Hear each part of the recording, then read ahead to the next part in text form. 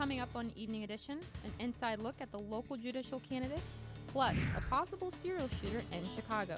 But first, SIU's own Jungle Explorer returns to talk about his adventures. Live from Southern Illinois University, you're watching River Region Evening Edition. You probably know about the gubernatorial election this November, but do you know what local candidates will be on the ballot? Good evening, I'm Diamond Palmer. And I'm Jacob Gordon. The Jackson County Bar Association hosted a forum last night to introduce all of the judicial candidates that will be up for election next month. Evening Edition's Holly Piepenberg has more. Number one, why are you running for judge? And number two, what are your qualifications? 8 candidates from 4 different races came out to Carbondale last night to share a bit about themselves before the November election. The reason I'm running for judge is a little bit of frustration and a lot about what I see throughout our communities. Many said they're running to better serve the district or county they could represent. The main issues last night? Crime, mental health, and the opioid crisis. I also firmly believe that the courts can do more to deal with the drug epidemic in Southern Illinois. Many took the time to explain how their previous experience could help them tackle those issues. I have practiced throughout all 9 counties of the circuit and practiced my entire 19-year career throughout Southern Illinois. I started the Drug and Veterans Court. Mental health issues will be covered in the Drug and Veterans Court. Christy Solverson and Stephen Bost are facing off for Judge William Schwartz's vacant seat. David Overstreet and Kevin Orner are running for Judge Goldenhirsch's vacant seat. 2 candidates, Amanda Biasi-Gott and Tyler Edmonds, are running for Judge Mark Clark's seat, and Judge James Moore's seat will be filled by Judge Carrie Gill or Jason Olson. The general election will be held on Tuesday, November 6th. For River Region, I'm Holly Piepenberg. Last Tuesday marked the largest national voter registration day on record. More than 800,000 people signed up to vote. Registration is still open across the country, and you can visit the website elections.il.gov for more information. And WSIU TV and radio will provide live coverage of tonight's ABC7 gubernatorial debate between Governor Rauner and J.B. Pritzker. The debate starts tonight at 6. Governor Bruce Rauner's administration says it needs up to 2 more months to produce a plan to provide 3 years back pay to union workers. The governor's lawyer wrote a letter to the State Labor Relations Board that determining how much is owed to over 20,000 workers is difficult. Rauner stopped step increases while negotiating a new contract with the American Federation of State, Council, and Municipal Employees Council 31, but there's still no deal.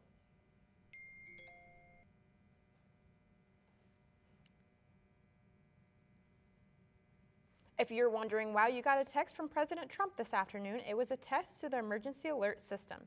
FEMA wanted to test a system designed to alert the entire nation in the event of critical situations. You can't opt out of these alerts, and all major cellular carriers in the United States are participating. Future presidential messages will only be issued in the event of a national emergency. All right, everybody's asking, did you get the alert today? Yes, I actually did it through my headphones. It's pretty loud. How about you? I did. Let's see what the weather is looking like, Madeline. Well, Diamond, tonight it'll be dropping down to 77 degrees with partly cloudy skies. Tomorrow morning it'll go down to lower to 73 degrees with partly cloudy skies. And around midday it will warm up to about 76 degrees, but it'll be just regularly cloudy skies. I'll be telling you guys more about how there's some possible thunderstorms coming into the area. We are having a lot of high winds coming in, but I'll show you guys all that in my 5-day forecast. Carbondale Police Department needs your help identifying a person illegally using debit cards. The suspect was caught on camera at Rollin' Up Liquors on 600 East Main Street using a stolen debit card to purchase merchandise. Anyone who can identify the suspect or information about the incident is encouraged to contact the number above. A woman was taken to a hospital after suffering a collision crash with a deer. Darcy Beisch was traveling westbound on Route 154 near Sheridan Road when a deer ran out in front of her car. She swerved out of the way and ran into a tree, suffering major injuries. Beisch was transported to St. Louis University Hospital helicopter. Her condition is still unknown. SIU's very own Indiana Jones came back to campus to narrate his adventures. Steve Elkins, alumnus of SIU and cinematographer, led the team that found a city abandoned for over 500 years in the Honduran jungle. The discovery was beneficial to Honduras, but Elkins and his team had to calculate the risk first. And there's always that butterfly in your stomach, but that's what makes adventure adventure. If it wasn't risky, there wasn't an element of risk, it wouldn't really be an adventure, would it? Following the lecture, Elkins met with fans and signed the New York Times best-selling book about his discovery, The Lost City of the Monkey God by Doug Preston. Coming up on Evening Edition, there's a possible serial killer in the Chicago area. Plus, severe storms are causing damage all over America. You're watching Evening Edition at 5.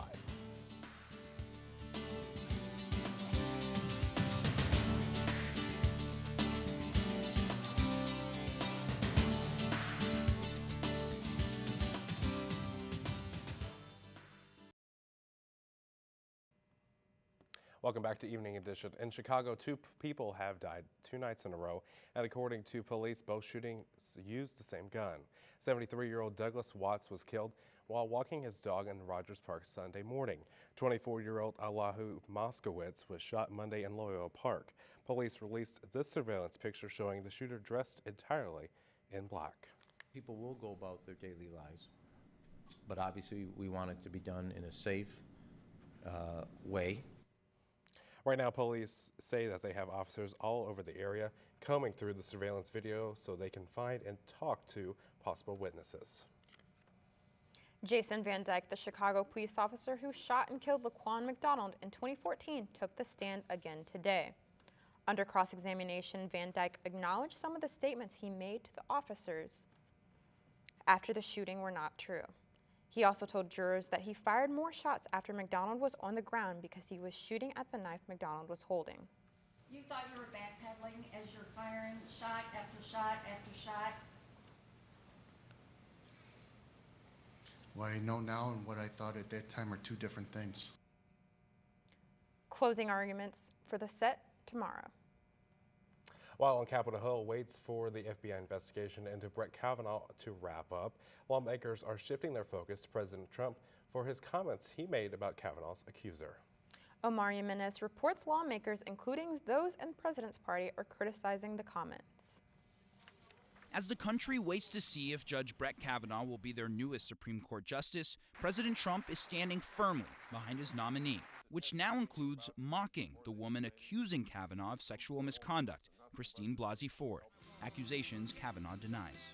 How did you get home? I don't remember. How'd you get there? I don't remember. Where is the place? I don't remember. How many years ago was it? I don't know. The day after, Democratic and even some Republican senators unhappy with the comments. I don't like what the president said last night. I'm the first person to say, I want to hear from Dr. Ford. I thought she was handled respectfully. I thought Kavanaugh was treated like crap. Yeah, well, boo yourself. Some senators expected to be key, even potentially deciding votes in Kavanaugh's confirmation. The president's comments were just plain wrong. Is it going to affect your vote, Senator? It's just not right. I wish he hadn't have done it. Just to say it's kind of appalling.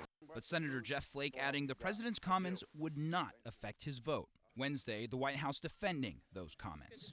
Every single word, second by second of his testimony has been picked apart. Yet if anybody says anything about the accusations that have been thrown against them, that's totally off limits and outrageous. This entire process has been a disgrace. Meanwhile, Senate Majority Leader Mitch McConnell is pushing to begin voting as soon as Friday. In Washington, I'm Omar Jimenez. The U.S. is withdrawing from the 1955 Treaty of Amity, Economic Relations and Consular Rights with Iran. Secretary of State Mike Pompeo blames Iran for current threats to Americans in Iraq. Today, Pompeo told reporters how the U.S. plans to protect citizens in the Middle East. Iran is attempting to interfere with the sovereign rights of the United States to take lawful actions necessary to protect our national security. And Iran is abusing the ICJ for political and propaganda purposes, and their case, as you can see from the decision, lacked merit. Back in July, Iran went to the International Court of Justice and accused the U.S. of violating the treaty. The ICJ found the U.S. did violate parts of the treaty. The court ordered both countries to not do anything to extend the dispute or make it, quote, difficult to resolve. In our business news tonight, according to a recent court filing, Toys R Us may be soon be making a comeback. The company says it wants to create a new operating business in the U.S. under the Toys R Us and Babies R Us names. The company declared bankruptcy a year ago. About 800 stores were closed last June, and 31,000 people lost their jobs. Plans to auction off the Toys R Us and Babies R Us names have been canceled, and details about when the brand might be making a comeback have not been released. Two automotive giants are teaming up to build the next generation of self-driving vehicles. Honda is joining forces with General Motors. The Japanese automaker plans to invest $2 billion to assist GM and Cruise to put out a fleet of self-driving versions of GM's Chevrolet Bolt EV electric car. The idea is to build a fully autonomous vehicle, one with no controls for human operation. Road trips and commutes could be more pleasant now, thanks to an update to Google Maps app. These features include the ability to control music from Spotify, Apple Music, and Google Play while navigating. Other new features include new commute tab with live traffic updates and information on public transport.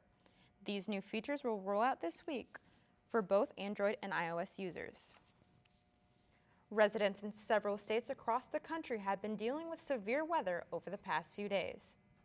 The storms have brought significant damage and historic flooding in the areas affected. The remnants of Hurricane Rosa have been responsible most of the damage in the Southwest, and Utah residents are currently preparing for what they could have life-threatening flooding. Water damage is pretty serious, so if we can keep the water out of somebody's house, that's awesome. If this saves somebody's house from flooding, then that's a good thing. Millions from Phoenix to Salt Lake City are in danger of the flooding. It was another warm day across the river region. Are the fall temperatures on the way? Madeline has a look at your forecast next. But first, on Wall Street, stocks ended the day with positive results. The nightly business report has more coming up at 5:30.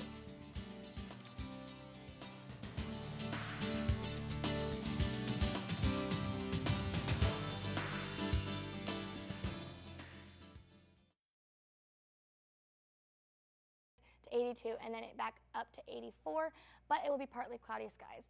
So it's October, but it doesn't really quite feel like fall yet. So pretty much we're on the October roller coaster of temperatures. Yes, we've gone We go to definitely 60, we go up to 70, we go back up to 80, we go down to 70, and back up to 80. It's a whirlwind, not gonna lie. It's almost like you need to dress two different ways.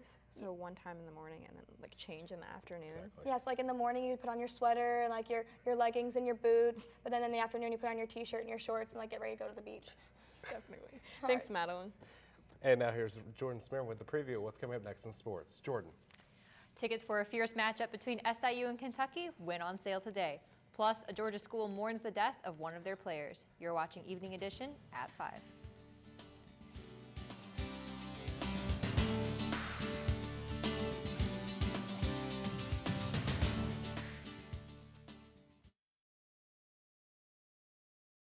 The school has released a statement saying the coaches had taken every precaution to prepare for potential injuries. So we've seen a few more football injuries in the past few months. Do you guys think that is getting too dangerous, or do you think it's just okay? Maybe it's just a weird, crazy accident? I think this one was kind of a weird, crazy accident, but I've noticed that there are a lot more accidents Right. happening. So maybe we need to take more precautions. Maybe. I hope so. We'll All see. right, Jordan, thanks. You're welcome. And our showers returning to the area. Madeline has a final check of the forecast next. But first, as we head into the break, be sure to follow us on social media at River Region News and check out our website for more local news. We will be right back.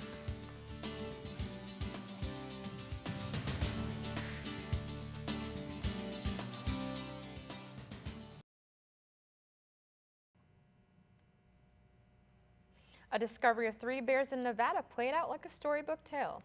But this time it was only with less porridge and more firefighters. Jeremy Roth has a story. Firefighters in Reno, Nevada conducted a unique rescue right outside their own station. Crew members say they woke up to the sound of a dumpster tipping over. The dumpster investigation turned into a rescue operation. Not one, but 3 bear cubs were trapped inside the overturned bin. While one firefighter attempted to coax the cubs out, another recorded video. Here's my favorite part right here. Freedom! Whoa, whoa, whoa! All 3 scampered safely back into the woods. Firefighters later tweeted that a concerned mama bear oversaw the entire operation. Well, I'm glad that he found his snack. How's the rest of the week, this weather looking like? Well, it is going to be a little bit rainy tomorrow night around the evening. It'll be dropping down to 77 degrees with some rain. Friday it'll have some thunderstorms in the morning, but in the afternoon it'll be having some clouds. The high of 87. Saturday will be 86 for the high and with partly cloudy skies. Sunday will be partly cloudy skies with 82 for the high, and Monday will be 84 degrees with partly cloudy skies. And I could take the showers during the week, but nice, beautiful weekend forecast. Yeah, it'll be absolutely gorgeous. Like, it'll be a little bit warm. It's not really feeling like October, but it is pretty. Get out and enjoy it for sure. Yes. All right. Thanks, Madeline. And thank you for joining us tonight. The Nightly Business Report is up next. I'm Jacob Gordon. And I'm Diamond Palmer. For Madeline Parker, Jordan Smearman, and all the students who work on Evening Edition, have a good night.